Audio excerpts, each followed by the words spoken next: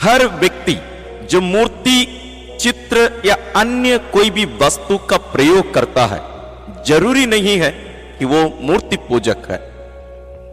और हर वो व्यक्ति जो मूर्ति, चित्र या अन्य वस्तुओं का प्रयोग नहीं करता, वो मूर्ति पूजक नहीं है। मूर्ति पूजा हम बहुत बार सुने हैं और बहुत बार इसकी गलत जानकारी दी जाती है। आज हम पवित्र वचन के अनुसार मूर्ति पूजा वास्तव में क्या है, इसको जानेंगे। शुरू में जो 2 वाक्य मैंने कहा था, यदि आप उसको वास्तव में ध्यान से नहीं सुने हैं, नहीं समझ पाए हैं, आप दोबारा उसको सुनिएगा। फिर भी मैं उसको थोड़ा सा समझाना भी चाहूंगा। तो पहला वाक्य मैंने ये कहा था, हर व्यक्ति जो मूर्ति, चित्र या अन्य वस्तुओं का प्रयोग करता है, जरूरी नहीं है कि वो मूर्ति पूजक है। दूसरा वाक्य मैंने ये कहा था, हर वो व्यक्ति जो मूर्ति का उपयोग नहीं करता, जरूरी नहीं है वो मूर्ति पूजक नहीं है। यानी मूर्ति पूजक होने के लिए मूर्ति, चित्र या अन्य वस्तुओं का प्रयोग करना जरूरी नहीं है। आइए हम इन बातों पर मनन करते हैं। मूर्ति पूजक या मूर्ति पूजा करने वाला व्यक्ति कोई धर्म आधारित, उम्र आधारित, लिंग आधारित या अन्य जगह आधारित होने की जरूरत नहीं है। हम नहीं कह सकते हैं कि इस धर्म के लोग मूर्ति पूजक हैं।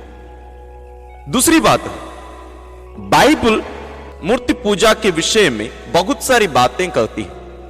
बाइबल के अनुसार मूर्ति पूजा क्या है, इसका जवाब हमें नए विधान में स्पष्ट रूप से मिलता है। इसको हम पाते हैं रोमियों के नाम संत पौलुस का पत्र, अध्याय 1 पद संख्या 18 से लेकर आगे उस पूरे अध्याय इसी के बारे में है। लेकिन हमें समझने के लिए मैं 3 वचन ले रहा हूं। रोमियों के नाम संत पौलुस का पत्र, अध्याय 1 पद संख्या 21, 22 और 23। उन्होंने ईश्वर को जानते हुए भी उसे समुचित आदर और धन्यवाद नहीं दिया। उनका समस्त चिंतन व्यर्थ चला गया और उनका विवेकहीन मन अंधकारमय हो गया। वे अपने को बुद्धिमान समझते हैं, किंतु वे मूर्ख बन गए हैं। उन्होंने अनश्वर ईश्वर की महिमा के बदले नश्वर मनुष्य, पक्षियों, पशुओं तथा सर्पों की अनुकृतियों की शरण ली। यानी हर वो चीज मूर्ति हो जाती है जो ईश्वर का स्थान लेता है, जो ईश्वर की महिमा के बदले में प्रयोग किया जाता है। क्या आप भी मूर्ति पूजक हैं? जी हाँ, मैं आपसे पूछ रहा हूं, क्या आप मूर्ति पूजक हैं? शायद हां। फिलिपियों के नाम संत पौलुस का पत्र, अध्याय 3 पद संख्या 19 में लिखा है, उनका सर्वनाश निश्चित है। वे भोजन को अपना ईश्वर बना लेते हैं और ऐसी बातों पर गर्व करते हैं जिन पर लज्जा करनी चाहिए। उनका मन संसार की चीजों पर लगा हुआ है। यहां संत पौलुस एक उदाहरण दे रहे हैं मूर्ति पूजा के। वे भोजन को अपना ईश्वर बना लेते हैं। यानी हर वो चीज, हर वो व्यक्ति, हर वो वस्तु, हर वो काम मूर्ति पूजा हो सकता है जो ईश्वर का स्थान लेता है, जो हमारे जीवन में प्रथम स्थान लेता है। इसके बारे में हम आगे देखेंगे। 3 गुण जो हमारे कार्य को, हमारे रिश्ते को, हमारी प्रार्थनाओं को मूर्ति पूजा बना सकता है, उसको हम आगे थोड़ा सा देखेंगे। उसके पहले हम और भी 1-2 वचन बाइबल से देखते हैं। कलोसियों के नाम संत पौलुस का पत्र, अध्याय 3 पद संख्या 5 में लिखा है, इसलिए आप लोग अपने शरीर में इन बातों का दमन करें जो पृथ्वी की हैं, अर्थात व्यभिचार, अशुद्धता, कामुकता, विषय वासना और लोभ का, जो मूर्ति पूजा के सदृश है। यहां लोभ को मूर्ति पूजा के साथ तुलना की जा रही है। लोभ, ग्रीड। और एक बात है आज्ञा भंग। सामुएल का पहला ग्रंथ अध्याय 15 पद संख्या 22 से 24 में हम देखते हैं, जहां राजा साउल, जो इस्राएलियों का पहला राजा है, वे ईश्वर की आज्ञा का उल्लंघन करते हैं। तो नबी सामुएल उनके पास जाकर ये बातें करते हैं। सुनिएगा, सामुएल ने उत्तर दिया, क्या होम और बलिदान प्रभु को इतने प्रिय होते हैं जितना उसके आदेश का पालन? नहीं, आज्ञा पालन बलिदान से कहीं अधिक उत्तम है और आत्मसमर्पण भेड़ों की चर्बी से बढ़कर है। यहां ध्यान दीजिएगा, पद संख्या 23, क्योंकि विद्रोह जादू टोने की तरह पाप है और आज्ञा भंग मूर्ति पूजा के बराबर है। आज्ञा भंग मूर्ति पूजा के बराबर है। तुमने प्रभु का वचन अस्वीकार किया, इसलिए प्रभु ने तुमको अस्वीकार किया, तुम अब से राजा नहीं रहोगे। साउल ने सामुएल से कहा, मैंने प्रभु का आदेश और आपके आदेश भंग कर पाप किया है। मैंने लोगों के डर से उनकी बात मानी, इसलिए मैंने आपसे भी पूछा, क्या आप भी मूर्ति पूजा करते हैं या नहीं? क्या आप मूर्ति पूजक हैं या नहीं? बाइबल में हम एक विशेष घटना हम देख सकते हैं जो वास्तव में मूर्ति पूजा की ओर जा रही थी। हम सभी विश्वास के पिता इब्राहिम या अब्राहम को जानते हैं। वो भी एक प्रकार से मूर्ति पूजा की ओर जा रहे थे। मैं आपको उसका कारण दे रहा हूं। अब्राहम की कोई संतान नहीं थी, लेकिन ईश्वर उनके बुढ़ापे में उन्हें इसहाक को दिए। अब्राहम जिस प्रकार ईश्वर पर निर्भर रहकर ईश्वर से प्यार करते हुए अपना जीवन यापन कर रहे थे, उसमें थोड़ा सा परिवर्तन होने लगा। अब्राहम ईश्वर के स्थान को अपने पुत्र इसहाक को देने लगे। ईश्वर उस प्रतिज्ञा पुत्र, जिस पुत्र को ईश्वर अब्राहम को दिए, अब्राहम उस पुत्र को ज्यादा महत्व देने लगे क्योंकि वो ईश्वर का कार्य था। तो अब्राहम को लगा, अभी मुझे इस बच्चे को प्यार करना, इसका देखरेख करना, इसका पालन पोषण करना मेरी सबसे बड़ी जिम्मेदारी है। और उनके मन में यह भी शायद बात उत्पन्न हुई होगी कि अभी ईश्वर इसके द्वारा ही सब कुछ करेगा और ये सब कुछ करेगा, मतलब ईश्वर का यहां कोई स्थान नहीं है। इसलिए ईश्वर अब्राहम को आदेश देते हैं, अपने पुत्र को ले जाओ, तुम्हारे परम प्रिय पुत्र, तुम्हारे परम प्रिय इसहाक को ले जाकर जिस पर्वत को मैं तुम्हें दिखाऊंगा उस पर तुम उसका बलिदान चढ़ाओगे। यहां ईश्वर न केवल अब्राहम को एक परीक्षा दे रहे हैं, बल्कि उन्हें समझा रहे हैं कि ईश्वर का स्थान और कोई भी नहीं ले सकता। वहां इब्राहिम या अब्राहम मूर्ति पूजा की ओर जा रहे थे, यानी ईश्वर के स्थान को अपने पुत्र को देते जा रहे थे। इसलिए ईश्वर उसे रोक दिए, उसको समझाए ये सही नहीं है, ये मूर्ति पूजा है, क्योंकि तुम मेरे स्थान, जो स्थान मुझे मिलना चाहिए, उसको तुम अपने पुत्र इसहाक को तुम देते जा रहे हो। यहां हम विश्वास के पिता इब्राहिम या अब्राहम को देखते हैं, वो भी मूर्ति पूजा की ओर जा रहे थे, वो भी उसके शिकार होने वाले थे। तो क्या आप और मैं इससे वंचित हैं या इससे बचे हुए हैं, या हम भी मूर्ति पूजा करते हैं? आइए हम इस पर मनन करते हैं। तो मूर्ति पूजा के 3 गुण हैं या कैरेक्टरिस्टिक्स हैं। सबसे पहला, ईश्वर से ज्यादा महत्वपूर्ण कोई भी चीज, कोई भी व्यक्ति, कोई भी कार्य मूर्ति पूजा है। मतलब ईश्वर से ज्यादा महत्व हम कोई भी चीज को या कोई भी व्यक्ति को, रिश्ते को, संबंध को, कोई भी चीज को हम दे, वो मूर्ति पूजा है। हमारे जीवन की प्राथमिकताओं की एक सूची हम बनाए, प्रायोरिटीज की एक लिस्ट हम बनाए, क्या उसमें पहला स्थान ईश्वर को है? क्या आप ईश्वर को पहला स्थान देते हैं? क्या हम ईश्वर को पहला स्थान देते हैं?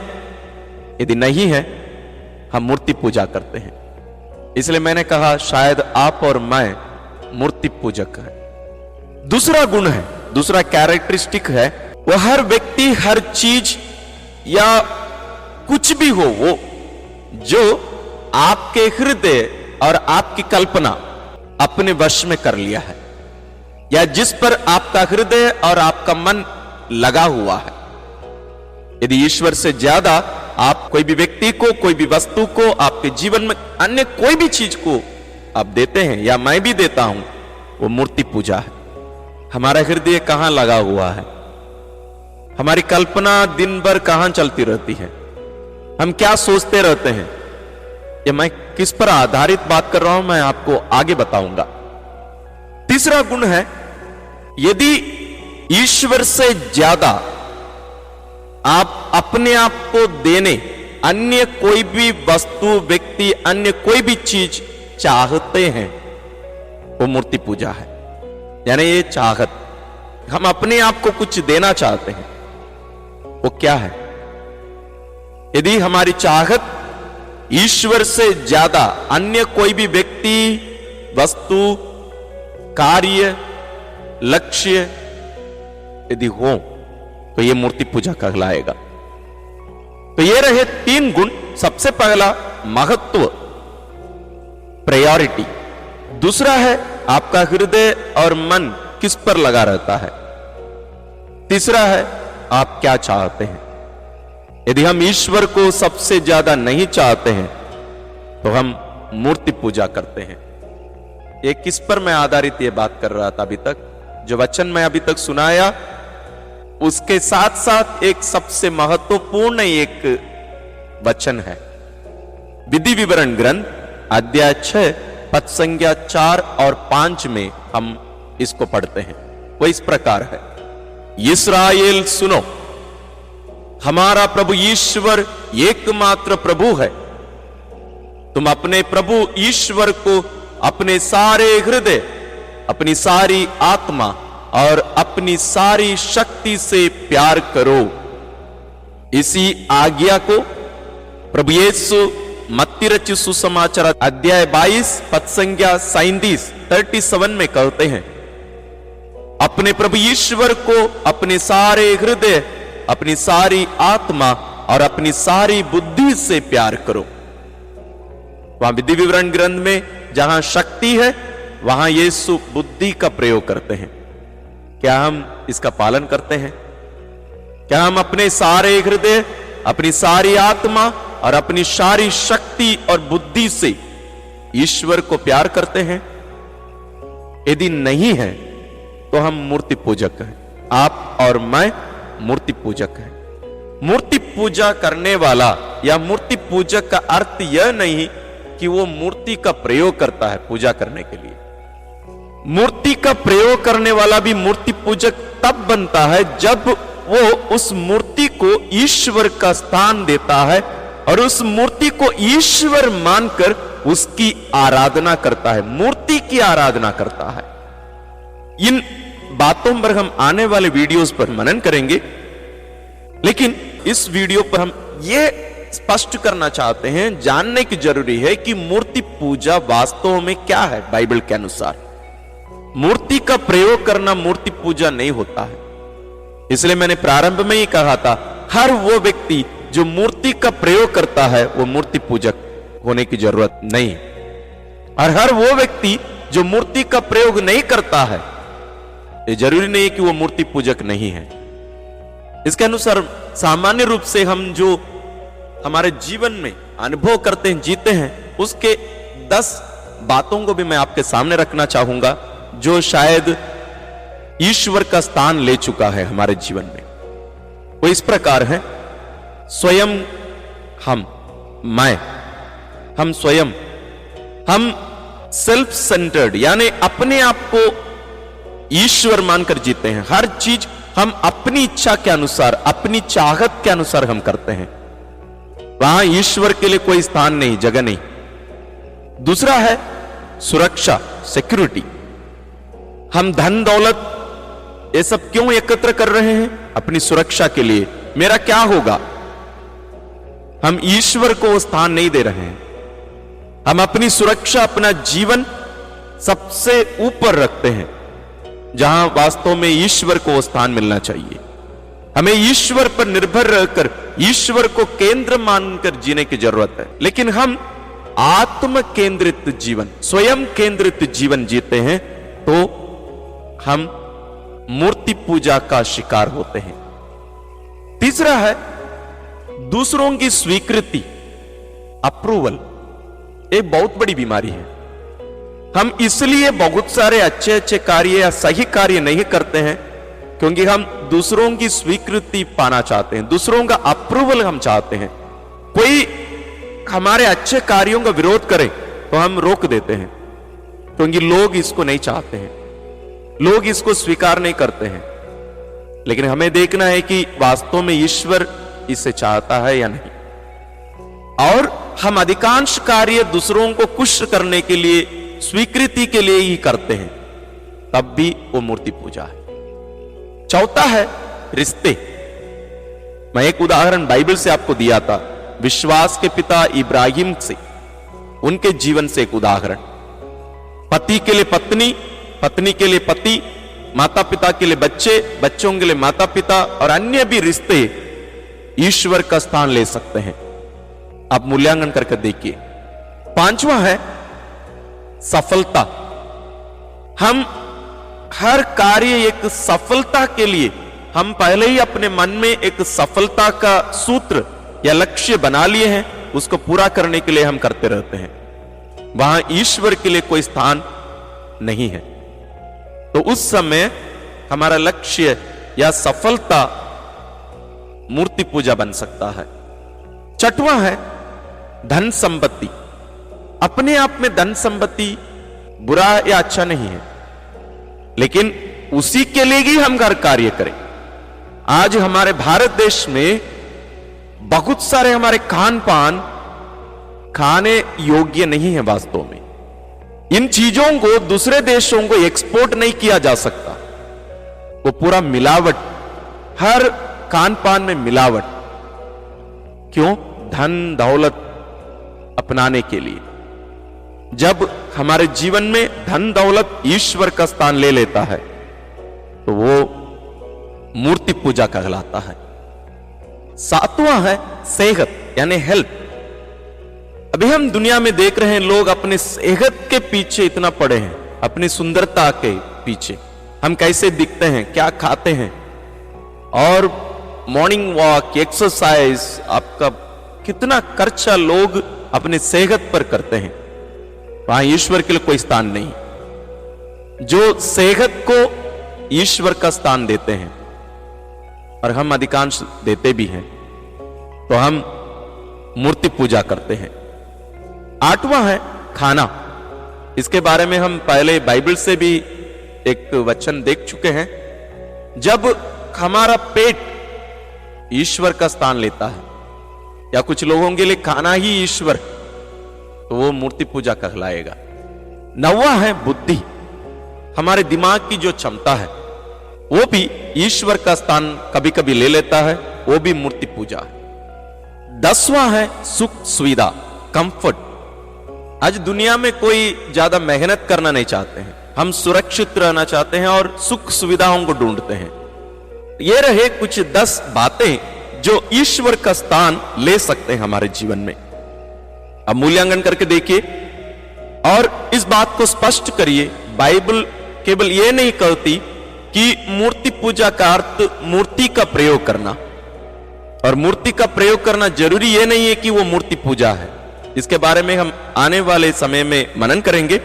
लेकिन इस बात को हम ध्यान में रखें, जब हम ईश्वर का स्थान कोई भी व्यक्ति, वस्तु या मूल्य को हम दे दें, वो मूर्ति पूजा कहलाता है। इन बातों को हम ध्यान में रखें और मूर्ति पूजा से बचें। ईश्वर आपको आशीर्वाद प्रदान करें।